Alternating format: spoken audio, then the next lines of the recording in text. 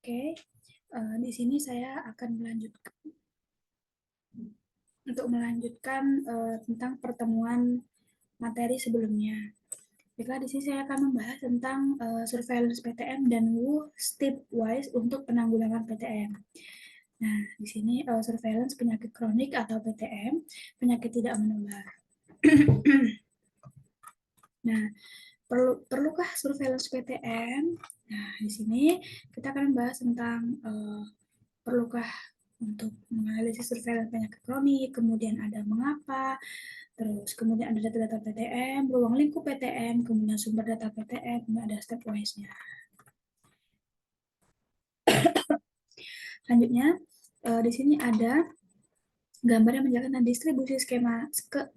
distribusi kematian berdasarkan kelompok penyebab. Nah, di sini proporsi kematian semua berdasarkan penyebab. Kemudian di sini ada prevalensi penyakit tidak menular, di sini faktor resiko penyakit tidak menular, kemudian di sini ada juga dijelaskan tentang prevalensi penyakit tidak menular, Ribkesdas pada tahun 2013. Di sini ada penyakit hipertensi, stroke, gagal ginjal kronis, dan sebagainya. Nah, di sini ada faktor risiko PTM di Indonesia.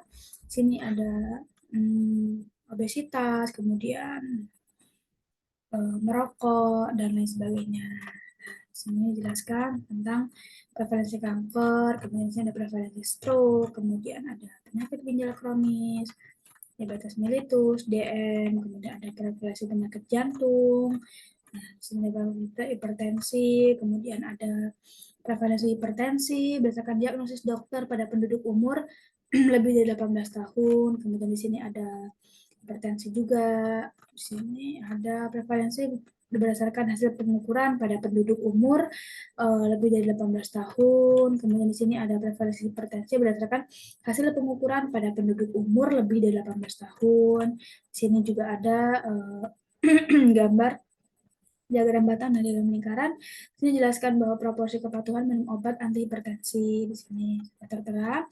Di sini juga ada proporsi berat badan lebih dan obesitas pada dewasa. Di sini juga ada proporsi obesitas sentral pada dewasa lebih dari 15 tahun. Di sini ada dijelaskan pada tahun 2007 sampai 2018 mengalami peningkatan yang cukup drastis. Selanjutnya, di sini ada proporsi obesitas sentral pada dewasa umur 15 tahun ke atas. Kemudian ada faktor resiko penyakit tidak menular, di sini ada merokok, kemudian kurang konsumsi sayur dan buah, kemudian ada kurang aktivitas fisik, dan sini lain sebagainya. Nah, di sini ada frekuensi dan jangka waktu pemantauan faktor resiko. Di sini contohnya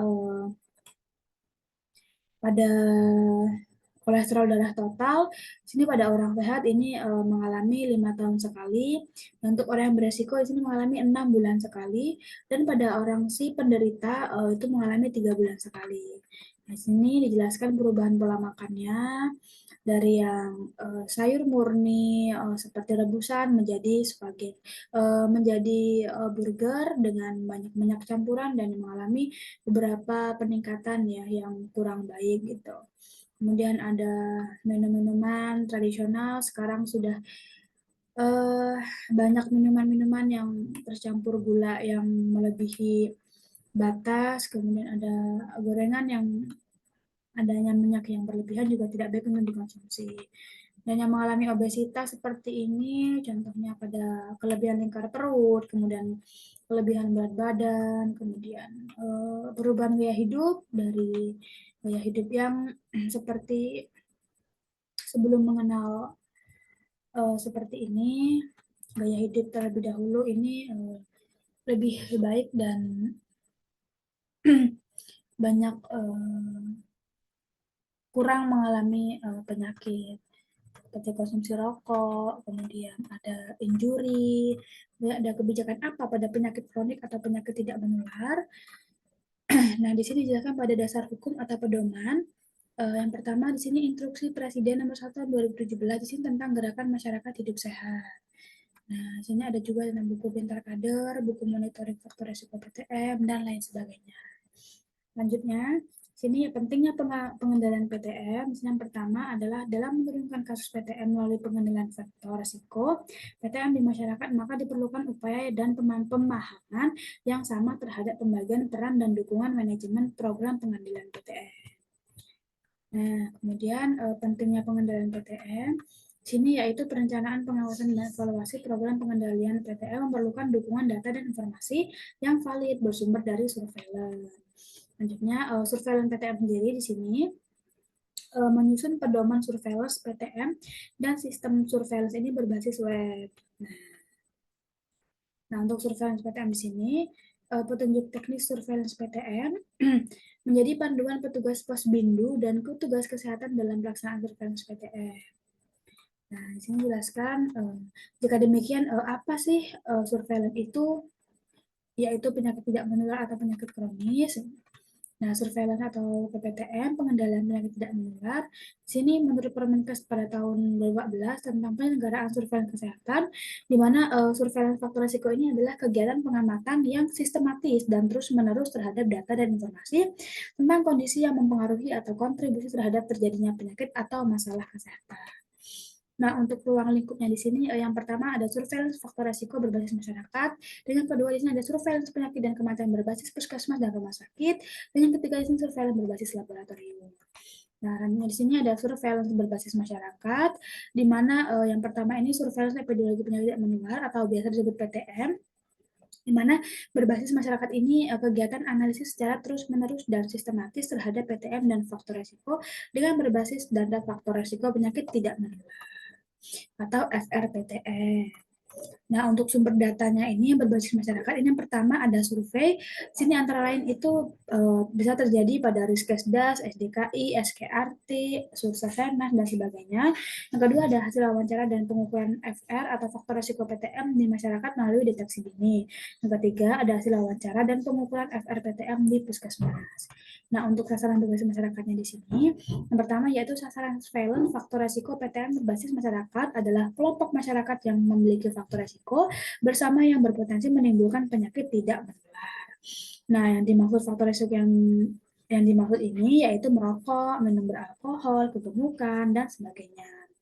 Kemudian untuk pengumpulan data melalui pengukuran FR di masyarakat atau pengukuran faktor risiko, di sini dilakukan yaitu dengan datang ke pos bindu atau posyandu lansia, pos kesehatan PTM, atau kelompok masyarakat khusus yang dilakukan oleh puskesmas bekerja sama dengan kader atau kelompok masyarakat khusus, misalnya pada kelompok anak usia sekolah, kelompok pegawai, dan sebagainya. Selanjutnya, untuk metode pengumpulan datanya berbasis masyarakat, sini yang pertama ada variabel wawancara, di mana itu adanya seperti identitas, kelompok umur, jenis kelamin, dan lain sebagainya. Yang kedua, ini ada variabel pengukuran, di mana itu terdapat seperti kelompok umur, berat badan, tinggi badan, lingkar perut, dan sebagainya. Nah, ini contoh surat atau untuk mengisi surveillance faktor risiko berbasis masyarakat di form. Nah, ini contoh formnya. Ini form A, dan ini contoh untuk form B. Di sini ada form C, basis masyarakat. Nah, yang kedua di sini ada surveillance berbasis rumah sakit dan puskesmas, di mana kegiatan ini tuh adalah kegiatan analisis terus-menerus dan sistematis terhadap data PTM dengan berbasis data yang diperoleh di puskesmas, rumah sakit, dan institusi kesehatan lainnya. Nah, dilakukan oleh petugas kesehatan di puskesmas, rumah sakit, dan institusi kesehatan lainnya. Tujuannya di sini yaitu mendapatkan data dari puskesmas, rumah sakit, dan institusi kesehatan lainnya. Nah, yang kemudian selanjutnya ada sumber data berbasis rumah sakit dan puskesmas, di mana yang pertama ada dapat dari data yang diperoleh berupa kasus baru PTM di puskesmas rumah sakit, kemudian ada faktor risiko bersama utama, dan yang kedua ada data dapat diperoleh melalui surveillance berbasis laporan rutin, surveillance berkala, dan register. Selanjutnya, sasaran PTM berbasis rumah sakit dan puskesmas ini yang pertama, pada sumber data puskesmas, di sini jenis penyakit yang termasuk meliputi hipertensi, penyakit jantung, koroner, diabetes, mellitus, obesitas, penyakit tiroid, dan lain sebagainya. Kemudian ada sumber data rumah sakit, di mana jenis penyakit termasuk ini meliputi hipertensi, penyakit jantung, koroner, diabetes mellitus tipe 1, 2, dan tipe lain, dan sebagainya. Selanjutnya, penyelenggaraan berbasis rumah sakit dan puskesmas.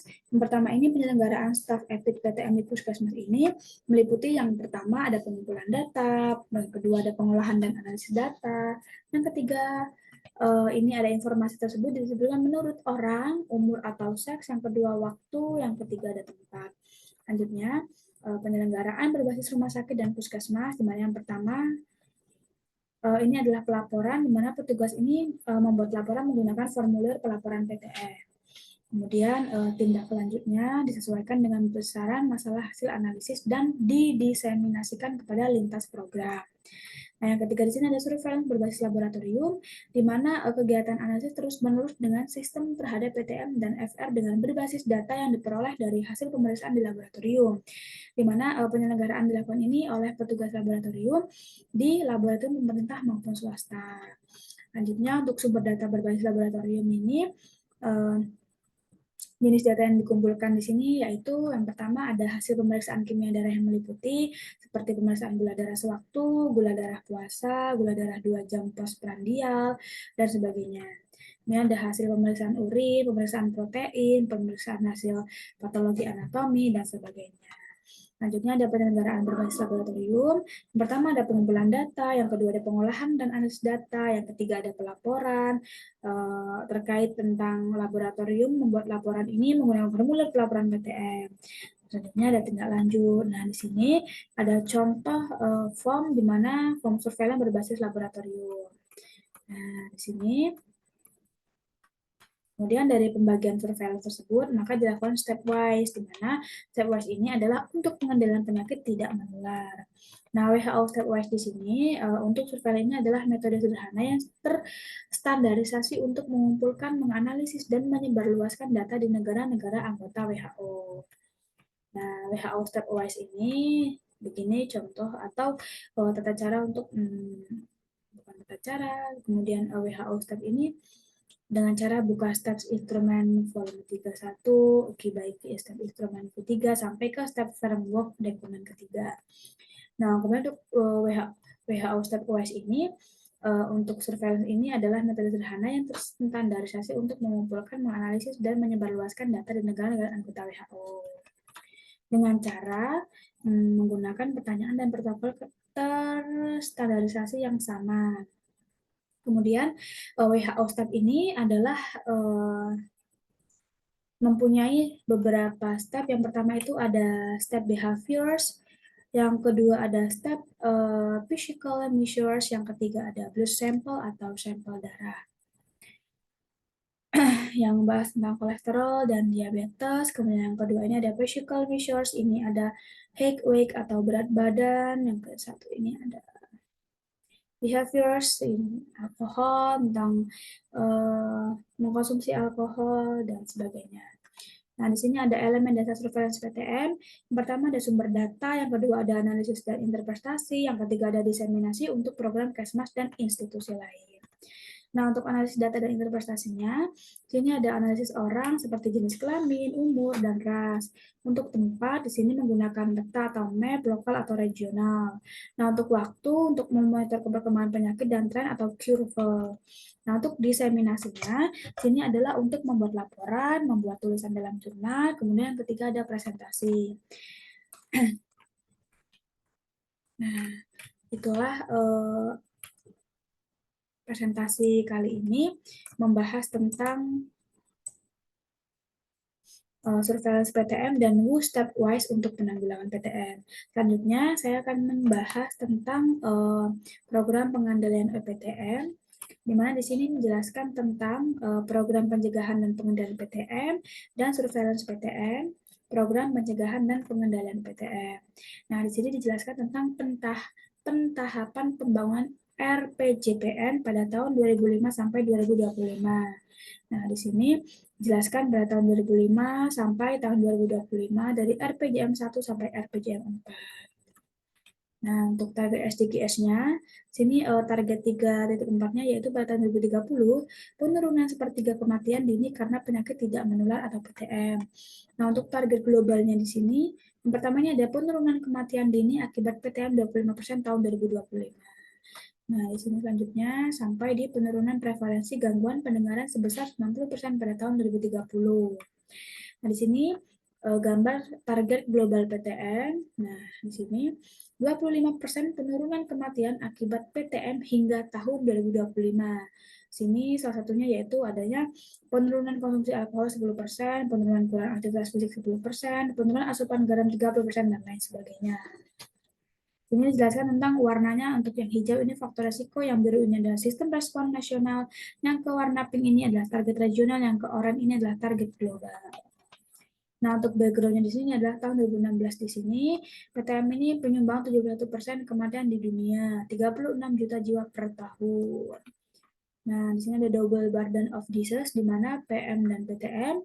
Perubahan pola penyakit dipengaruhi antara lain. Nah, di sini ada beberapa, contohnya di sini ada ekonomi dan sosial budaya. Kemudian ada beban akibat PTM ini karena peningkatan faktor resiko seperti tekanan darah, gula darah, kemudian ada obesitas, pola makan tidak sehat, kurang aktivitas fisik, dan lain sebagainya. Nah, di sini terdapat contoh piramida di mana beban baru masalah kesehatan. Nah, di sini sudah dijelaskan proporsi usia produktif dan lansia meningkat rentan PTM pada tahun 80 sampai tahun 2010. Transisinya, bila PTM lebih banyak terjadi pada kelompok usia produktif, mengancam kualitas hidup dan daya saing rendah. Nah, di sini dijelaskan tentang permasalahan kesehatan di Indonesia, triple burden. Yang pertama adalah penduduk lansia naik, mulai naik. Yang ketiga adalah AIDS, TB, malaria, dan lain-lain. Nah, di sini transisi epidemiologi, penyebab kematian pada tahun 90 sampai 2014, di sini dijelaskan pada tahun 1990 sampai tahun 2014. Nah, perubahan beban penyakit di sini pada tahun 90, penyakit menular ISPA, diare, dan lain-lain menjadi penyebab kematian dan kesakitan terbesar sejak tahun 2010. Sini jelaskan. Nah, ada transisi gizi, di mana di sini Indonesia termasuk 17 negara dengan 3 masalah gizi. Yang pertama ada balita pendek, kemudian 12,1% balita kurus, dan yang ketiga ada 11,9% kegemukan pada balita. Nah, di sini menghambat kemampuan kognitif motorik anak, kemudian meningkatkan risiko PTM pada masa dewasa. Nah, permasalahan saat ini bukan hanya gizi kurang buruk, balita pendek, dan kurus ini, tetapi menjadi masalah juga gizi lebih, kegemukan, dan obesitas, baik pada anak-anak dan remaja maupun dewasa. Nah, selanjutnya di sini, ya ini faktor resiko penyebab PTM yang harus diperbaiki. Ya, ini yang pertama ini ada 26,1% penduduk kurang aktivitas fisik, kemudian penduduk usia di atas 10 tahun kurang mengkonsumsi buah dan sayur, kemudian merokok, kemudian ada mengkonsumsi alkohol yang berlebihan. Selanjutnya di sini ada asumsi GGL berlebih beresiko. Ini ada gula berlebih, lemak berlebih, garam berlebih yang menyebabkan hipertensi dan mengalami gagal ginjal. Nah, di sini hasil Riskesdas tahun 2018. Di sini ada prevalensi tekanan darah tinggi penduduk usia 18 tahun meningkat dari 25,8% menjadi 34,1%. Nah, selanjutnya untuk kebijakan P2PTM, yang pertama ini meningkatkan advokasi kebijakan yang berpihak terhadap program kesehatan dan sosialisasi P2PTM. Dan ada lagi 4 kebijakan P2PTM. Selanjutnya, ketiga sini ada indikator dalam pencegahan dan penanggulangan PTM. Nah, sini ada 5 indikator dalam pencegahan dan penanggulangan PTM. Salah satunya yaitu isi dari Permenkes RI nomor 39 tahun 2016 tentang RIS PK. Selanjutnya tentang konsep pendekatan sehat beresiko sakit dan cacat. Faktor resiko pencegahan spesifik, aktif, pasif, kemudian cara mengobati, penyembuhannya, dan dukungannya. Nah, untuk faktor resiko utama pada penyakit tidak menular, sini yang pertama ada host, yaitu faktor metabolik atau tekanan darah tinggi. Yang keduanya ada agent, di mana faktor perilaku diet, merokok, resiko kesehatan kerja, kemudian lain-lain. Nah, environment atau faktor lingkungan seperti polusi, udara, kekerasan, dan kemiskinan. Nah, ini selanjutnya ada program pengendalian PTM. Pertama ada fokus pada 4 penyakit PTM utama. Ini yang pertama ada kardiovaskular, diabetes mellitus, kanker, kemudian ada penyakit paru obstruksi kronis. Dan ini pengendalian 4 faktor risiko bersama, yaitu dia tidak sehat, di mana diet gizi tidak seimbang, kurang konsumsi sayur dan buah, Dan yang kedua ada kurang aktivitas fisik, yang selanjutnya ada merokok, dan terakhir ada konsumsi alkohol. Nah, pengendalian PTM ini, yang pertama ada populasi sehat, yang kedua ada populasi berisiko PTM, yang ketiga ada populasi dengan PTM. Sini dijelaskan tentang promosi kesehatan, lingkungan kontribusi KTL, sarana QR, dan lain-lain, pengendalian FR, PTM terintegrasi, pengendalian PTM dan komplikasi. Selanjutnya, faktor risiko dan fase akhir penyakit tidak menular, yaitu risiko melekat pada umur, keturunan, dan lain-lain, dan faktor risikonya serta di fase akhir sampai di cedera dan di K3. Dan faktor lingkungannya di sini terjadi tentang globalisasi, sosioekonomi, budaya, modernisasi, dan polusi.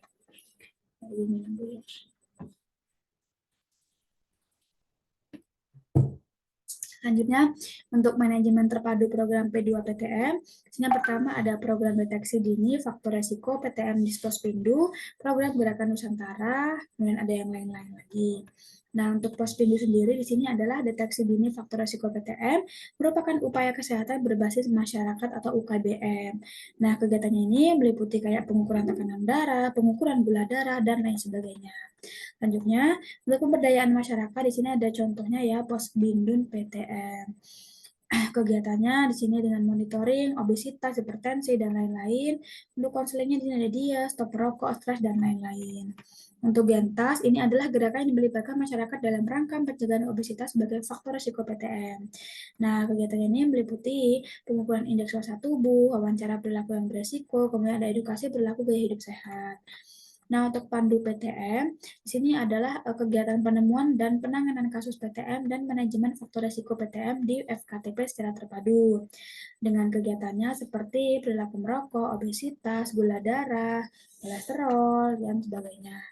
Kemudian ada deteksi dini kanker, di mana ini adalah kegiatan deteksi dini kanker payudara dan kanker leher rahim pada renta usia 30-15 tahun.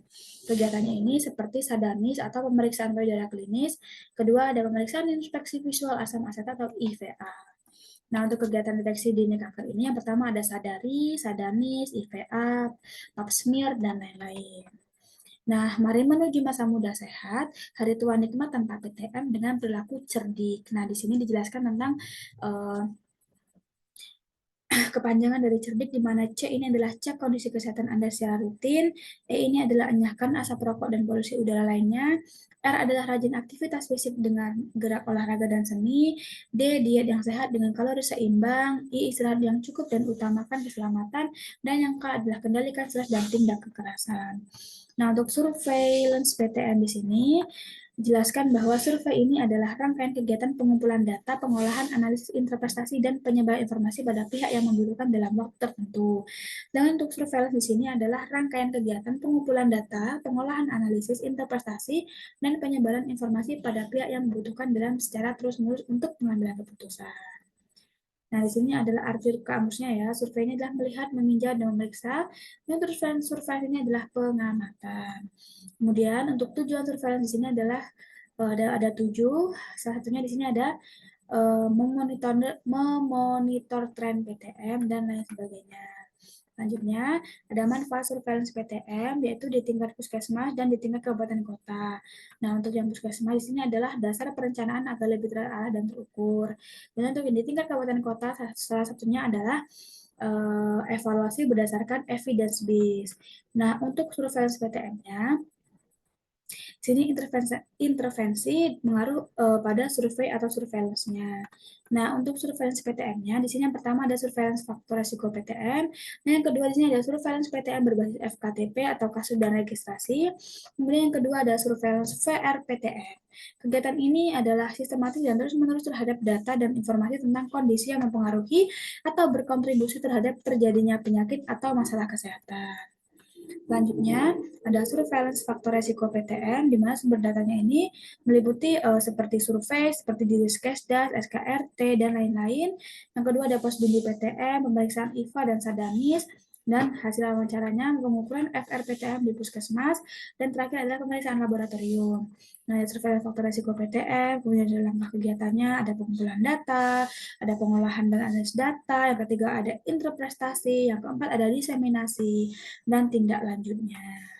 Nah, di sini output dalam surveillance faktor risiko PTM. Di sini terdapat faktor risikonya merokok setiap hari, survei yang diambil dari form ini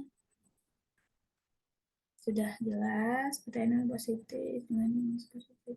Target dan indikator surveillance FRPTM berbasis Pospindu, di mana indikator tingkat individu ini adalah resiko tindak resiko, proporsinya ini adalah jumlah risiko atau jumlah periksa, dan proporsi torbobot adalah proporsi dengan pembobotan, dan sedangkan cakupan ini adalah jumlah diperiksa atau jumlah penduduk targetan.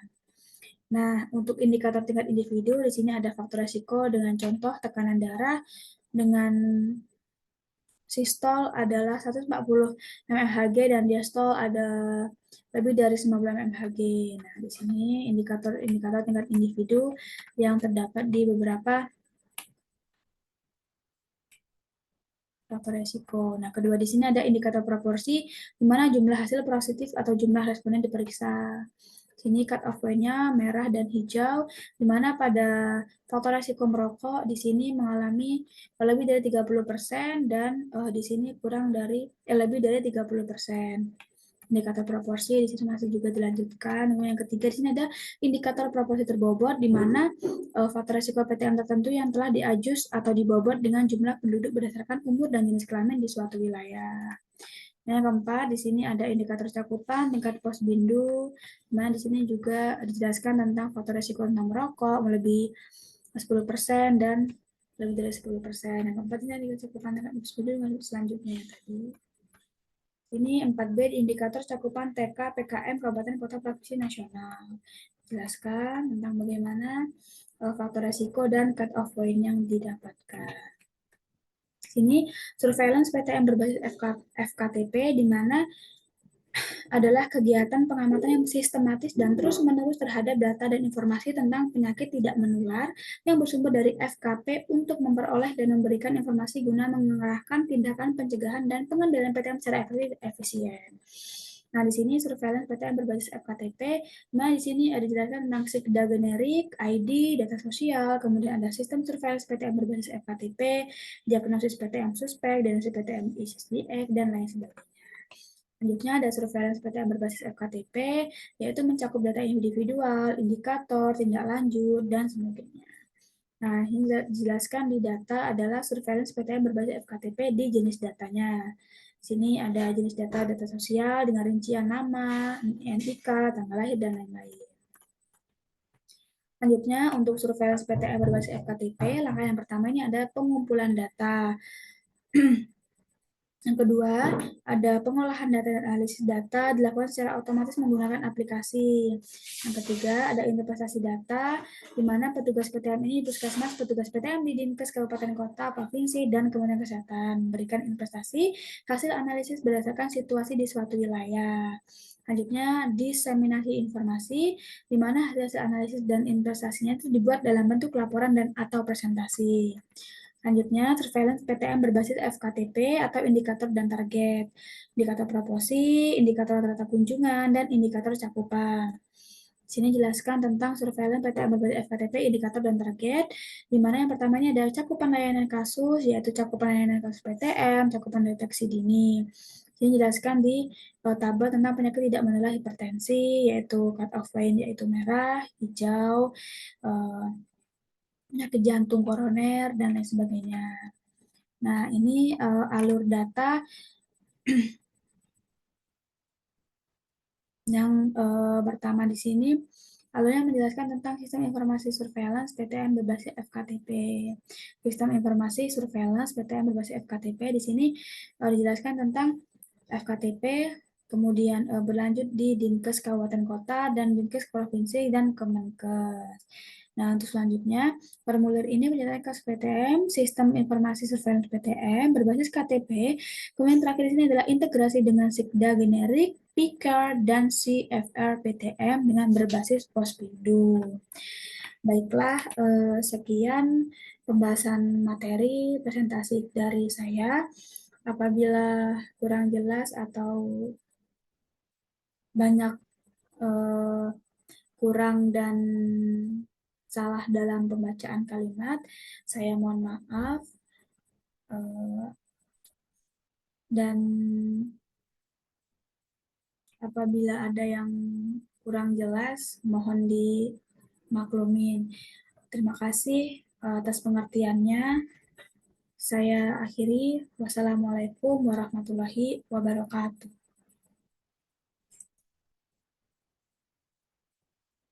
Mana? Apa? Recordingnya mana? Ya, end dulu, keluar dulu. Sini, Pak. Mana? Tuh, Udah di save. Gimana? Tadi udah di save. Tahu. Ya udah. Ini di save.